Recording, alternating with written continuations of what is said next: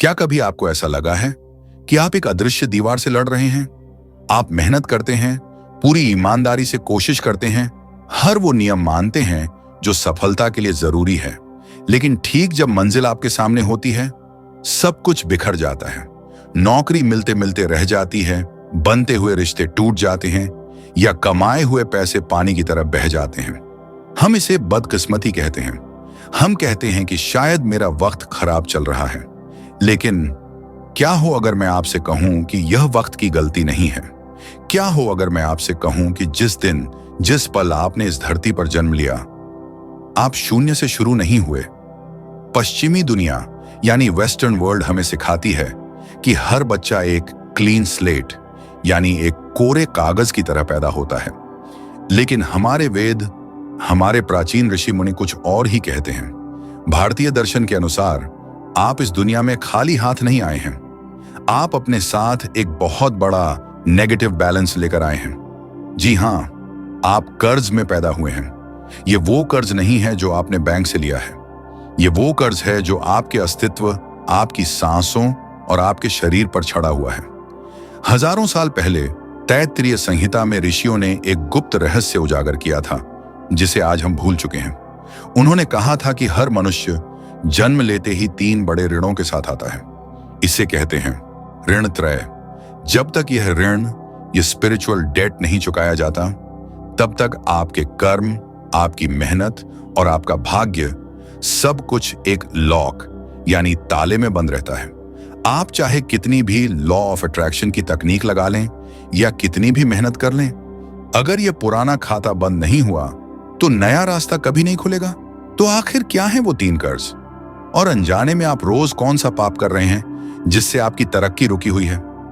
चलिए जानते हैं वेदों के सबसे गहरे रहस्य को। ऋण को समझने के लिए पहले हमें कर्म और ऋण के बीच का अंतर समझना होगा। हम अक्सर सोचते हैं कि अगर हम अच्छे कर्म करेंगे तो हमारे साथ सब अच्छा होगा, लेकिन यहीं हम चूक कर जाते हैं। कर्म वह है जो आप करते हैं, जैसे किसी की मदद करना या मेहनत करना, लेकिन ऋण वह है जो आप पर पहले से ही बकाया है। इसे एक बहुत ही सरल उदाहरण से समझते हैं। कल्पना कीजिए कि यह जीवन, यह शरीर आपका अपना घर नहीं है, बल्कि एक किराए का मकान है। जब एक आत्मा मां के गर्भ में आती है तो उसे यह शरीर मुफ्त में नहीं मिलता। देवताओं ने आपको सांसें दी हैं, सूर्य ने आपको देखने के लिए दृष्टि दी है, धरती ने आपके शरीर को बनाने के लिए मिट्टी और भोजन दिया है। यह सब उपहार या गिफ्ट नहीं है, यह एक लोन है। यह एक उधारी है जो प्रकृति ने आपको दी है ताकि आप इस धरती पर रह सकें। शतपथ ब्राह्मण जैसे प्राचीन ग्रंथों में स्पष्ट लिखा है, जायमानो व ब्राह्मण स्त्रिभि ऋणवा जायते, यानी मनुष्य जन्म लेते ही 3 ऋणों का ऋणी हो जाता है। अब सोचिए, अगर आप एक किराए के घर में रहते हैं और सालों तक किराया नहीं देते, तो मकान मालिक क्या करेगा? वह आपको घर से बाहर तो शायद तुरंत न निकाले, लेकिन वह आपका जीना मुश्किल कर देगा। बिजली काट दी जाएगी, पानी रोक दिया जाएगा। ठीक इसी तरह जब हम अपना आध्यात्मिक किराया नहीं चुकाते तो प्रकृति हमारे जीवन में बाधाएं खड़ी कर देती है। अचानक सेहत खराब होने लगती है, बना बनाया काम बिगड़ जाता है, या घर में बिना वजह क्लेश होने लगता है। यह प्रकृति का तरीका है आपको याद दिलाने का कि आपका पुराना हिसाब अभी बाकी है। तो आखिर वो कौन है जिनका उधार हमें चुकाना है? यह उधारी 3 अलग अलग शक्तियों की है, देवता, ऋषि और हमारे पूर्वज। आइए सबसे पहले समझते हैं उस पहले कर्ज को जो अगर न चुकाया जाए तो इंसान का भाग्य उसका साथ छोड़ देता है। सबसे पहला और सबसे बड़ा ऋण है देव ऋण। जब हम देवता शब्द सुनते हैं तो हमारे मन में अक्सर मंदिर में रखी किसी मूर्ति का चित्र आता है, लेकिन वेदों में देव का अर्थ बहुत विशाल है। देव शब्द संस्कृत की दिव धातु से बना है, जिसका अर्थ है वह जो प्रकाश देता है या वह जो देता ही रहता है। जरा एक पल के लिए अपनी सांसों पर ध्यान दें। यह हवा जो आपके फेफड़ों में जा रही है, क्या इसका बिल आपने कभी भरा है? यह सूरज जो रोज सुबह आपको रोशनी और गर्मी देता है, जिससे आपकी फसलें उगती हैं और आपके शरीर में जीवन दौड़ता है, क्या आपने कभी इसका किराया चुकाया है? यह धरती, यह पानी, यह अग्नि, ये सब देव शक्तियां हैं। अस्पताल में जब किसी को ऑक्सीजन सिलेंडर की जरूरत पड़ती है तो उसे लाखों रुपये देने पड़ते हैं, लेकिन प्रकृति आपको यह सब मुफ्त में दे रही है। 24 घंटे बिना रुके। हमारा पूरा जीवन इन दैवीय शक्तियों के उपभोग पर चल रहा है। हम केवल ले रहे हैं और बस ले रहे हैं। श्रीमद् भगवद गीता के 3 अध्याय में भगवान श्री कृष्ण ने एक बहुत ही कठोर चेतावनी दी है। उन्होंने कहा है, इष्टान भोगान ही वो देवा दास्यन्ते यज्ञ भाविता तैर दत्तान प्रदायभ्यो यो भुंक्ते स्तेन एव स। इसका अर्थ है, देवता तुम्हें जीवन की सभी सुख सुविधाएं देते हैं, लेकिन जो मनुष्य इन उपहारों को लेने के बाद बदले में उन्हें कुछ अर्पित नहीं करता, वह और कुछ नहीं, बस एक चोर है। सुनने में यह कड़वा लगता है, लेकिन सत्य यही है। अगर आप केवल प्रकृति से ले रहे हैं और वापस कुछ नहीं दे रहे, तो आप आध्यात्मिक रूप से चोरी कर रहे हैं, और एक चोर कभी सुखी नहीं रह सकता। जब देव ऋण बहुत बढ़ जाता है, तो जीवन में इसके लक्षण साफ दिखाई देने लगते हैं। सबसे पहला लक्षण है शरीर का साथ छोड़ देना। हमारा शरीर इन्हीं 5 तत्वों से बना है। जब हम तत्वों का सम्मान नहीं करते, तो शरीर के अंदर का संतुलन बिगड़ जाता है। दवाइयां असर करना बंद कर देती हैं, या ऐसी बीमारियां होती हैं जिनका डॉक्टर भी सही कारण नहीं बता पाते। दूसरा लक्षण है दुर्भाग्य। आप महसूस करेंगे कि समय आपके खिलाफ है। आप घर से निकलते हैं और बारिश तूफान बन जाती है। आप कोई काम शुरू करते हैं और अनचाही रुकावटें आ जाती हैं। यह संकेत है कि आपके आसपास का वातावरण आपसे नाराज है। देव ऋण बढ़ने पर इंसान को ऐसा लगता है जैसे पूरी कायनात उसे रोकने की कोशिश कर रही है। तो अब सवाल है, इस ऋण को चुकाया कैसे जाए? क्या इसके लिए आपको बड़े बड़े यज्ञ करने होंगे? नहीं, वेदों में इसका बहुत ही सरल उपाय बताया गया है, यज्ञ। यज्ञ का मतलब केवल आग में घी डालना नहीं है। यज्ञ का अर्थ है त्याग और निस्वार्थ सेवा। देव ऋण चुकाने के 3 सबसे सरल तरीके आज से ही शुरू करें। पहला तरीका, पंच महायज्ञ। अपने भोजन का पहला हिस्सा अग्नि को या किसी प्राणी को दें। चींटियों को आटा डालना, पक्षियों को दाना देना या गाय को रोटी देना। जब आप किसी और जीव का पेट भरते हैं, तो प्रकृति मान लेती है कि उसका कर्ज चुकता हो रहा है। दूसरा तरीका, सूर्य अर्घ्य। रोज सुबह सूर्य देव को जल चढ़ाना। यह केवल एक रस्म नहीं है, यह कृतज्ञता है कि हे सूर्य देव, आपके प्रकाश के बिना मेरा अस्तित्व नहीं है। यह एक छोटा सा कार्य आपके और ब्रह्मांड के बीच के संबंध को फिर से जोड़ देता है। तीसरा तरीका, संसाधनों का सम्मान। पानी को व्यर्थ न बहाएं, भोजन को थाली में न छोड़ें। जब आप अन्न का एक दाना भी बर्बाद करते हैं, तो आप अन्नपूर्णा और वरुण देव का अपमान करते हैं। याद रखिए, देवता आपसे धन नहीं मांगते, वो केवल सम्मान और संतुलन मांगते हैं। जैसे ही आप देना शुरू करते हैं, आपकी रुकी हुई किस्मत फिर से चलने लगती है। लेकिन रुकिए, यह तो सिर्फ पहला कर्ज था। एक और कर्ज है जो इससे भी ज्यादा गहरा है, जो जुड़ा है आपके दिमाग, आपकी बुद्धि और आपके ज्ञान से। वह है ऋषि ऋण। शरीर मिल गया, सांसें मिल गईं, भोजन मिल गया, ये सब देवताओं की कृपा थी। लेकिन एक इंसान और एक जानवर में क्या फर्क है? जानवर भी खाता है, सोता है और जीता है, लेकिन इंसान के पास एक विशेष शक्ति है, विवेक, सही और गलत की समझ, ज्ञान, भाषा, संस्कृति। ये सब आपके पास कहां से आया? क्या आपने भाषा का आविष्कार खुद किया? क्या आपने यह जाना कि समाज में कैसे रहना है? क्या आपने योग, ध्यान या ईश्वर को खोजने का रास्ता खुद बनाया? नहीं, यह सब आपको एक विरासत, एक लेगेसी में मिला है, और यह विरासत हमें दी है हमारे ऋषियों ने, सप्तऋषियों ने, वेदों के रचयिताओं ने और महान गुरुओं ने। यही है हमारा दूसरा कर्ज, ऋषि ऋण। हम अक्सर सोचते हैं कि ऋषि मुनि केवल वो थे जो जंगलों में तपस्या करते थे, लेकिन सच तो यह है कि वे चेतना के वैज्ञानिक थे। उन्होंने हजारों साल पहले हमें बताया कि मन को शांत कैसे रखना है, समाज को कैसे चलाना है और जीवन का उद्देश्य क्या है। आज हम जिस नॉलेज का उपयोग करके अपनी जिंदगी जी रहे हैं, वह उन्हीं की देन है। लेकिन आज की पीढ़ी की समस्या क्या है? हम ज्ञान का उपयोग तो कर रहे हैं, लेकिन हम उस स्रोत से कट गए हैं। हम सोशल मीडिया पर घंटों बिताते हैं, इंफॉर्मेशन बहुत है, लेकिन विजडम शून्य है। हम प्राचीन ग्रंथों को पुराना और आउटडेटेड मानकर अलमारी में बंद कर देते हैं। जब हम ज्ञान का सम्मान करना छोड़ देते हैं, तो हम ऋषि ऋण के बोझ तले दबने लगते हैं। जब ऋषि ऋण नहीं चुकाया जाता तो जीवन में एक बहुत ही अजीब लक्षण दिखाई देता है। उसे कहते हैं बुद्धि भ्रम। क्या आपके साथ ऐसा होता है कि आप कोई फैसला नहीं ले पाते? आप जानते हैं कि सही क्या है, फिर भी आप गलत काम कर बैठते हैं। दिमाग में हमेशा एक कोहरा सा छाया रहता है। आप पढ़ते बहुत हैं, वीडियो बहुत देखते हैं, लेकिन जिंदगी में कोई बदलाव नहीं आता। यह संकेत है कि आपकी इनर जीपीएस खराब हो चुकी है। ऋषियों का आशीर्वाद आप तक नहीं पहुंच रहा। जब हम ज्ञान का अपमान करते हैं या ज्ञान को केवल बहस करने के लिए इस्तेमाल करते हैं तो सरस्वती रुष्ट हो जाती है। इंसान की सोचने की शक्ति कुंठित हो जाती है। तो इस भारी ऋण से मुक्त कैसे हों? ऋषियों का कर्ज कैसे चुकाएं? इसके लिए आपको जंगल जाने की जरूरत नहीं है। इसके दो बहुत ही शक्तिशाली उपाय हैं। पहला उपाय स्वाध्याय। स्वाध्याय का मतलब केवल सेल्फ स्टडी नहीं है। इसका अर्थ है स्वयं को जानने के लिए शास्त्रों को पढ़ना। तय कर लीजिए कि दिन में कम से कम 15 मिनट, चाहे वो गीता हो, उपनिषद हो या कोई भी आध्यात्मिक ग्रंथ, आप उसे पढ़ेंगे।